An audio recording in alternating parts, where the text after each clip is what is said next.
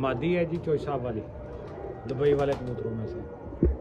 सही सही सही। लो जी चॉइस वाले कबूतर जो मादा ਤੁਹਾਨੂੰ ਦਿਖਾਣ ਲੱਗੇ ਜਿਹੜੇ ਦੁਬਈੋਂ ਆਏ ਨੇ ਕਬੂਤਰ ਇਹਨਾਂ ਨੂੰ ਇਨਕੇ ਜਦੋਂ ਦੁਬਈੋਂ ਵਾਪਸੀ ਆਏ ਸੀ ਉਦੋਂ ਨਾਲ ਲੈ ਕੇ ਆਏ ਸੀ जी नहीं उस तो बाद आए ने, लेकिन यार दुबई रखे सन कबूतर। सही सही यार बहुत आउट है उसमें अल्लाह पाक मुझे बद तो बचाए ਤੁਹਾਡੇ नसीब ਚ करे बहुत ही अच्छी मादा माशा ਜਿਹੜਾ ਇਹਨਾਂ ਨੇ ਕਬੂਤਰ ਲਗਾਇਆ ਉਹ ਬਹੁਤ ਅੱਲਾ ਹੈ। भी देख रहे हैं ਉਹ ਮੀਆਂ ਸਾਹਿਬ ਵਾਲੇ ਕਬੂਤਰਾਂ ਚੋਂ ਬਣਿਆ ਹੈ। सही दूसरा अच्छा मियाँ साहब वाले कबूतरों से बढ़िया की मतलब क्रॉस दे के बनाया है ਉਹ ਮੀਆਂ ਸਾਹਿਬ ਵਾਲੇ ਕਬੂਤਰਾਂ ਚ ਕਰਾਸ ਹੈ।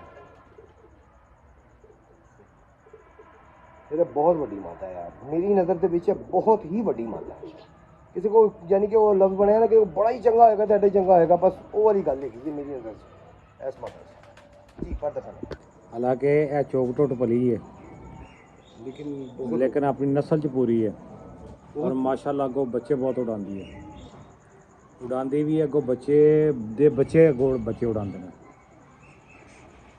जी दूसरा मैं ना तारीफ करने जरा थोड़ा कंजूस हाँ लेकिन जे कोई मैं बहुत पसंद आया तो मैं लाजमी तारीफ करना और मनु ज़ाती तौर पर मादा बहुत ज़्यादा पसंद आई है। अल्लाह पाक नज़र बद तो बचाए बुरी नज़र तो महफूज फरमाए तेरे नसीब च करे बहुत अच्छी मादा माशाल्लाह जी तुम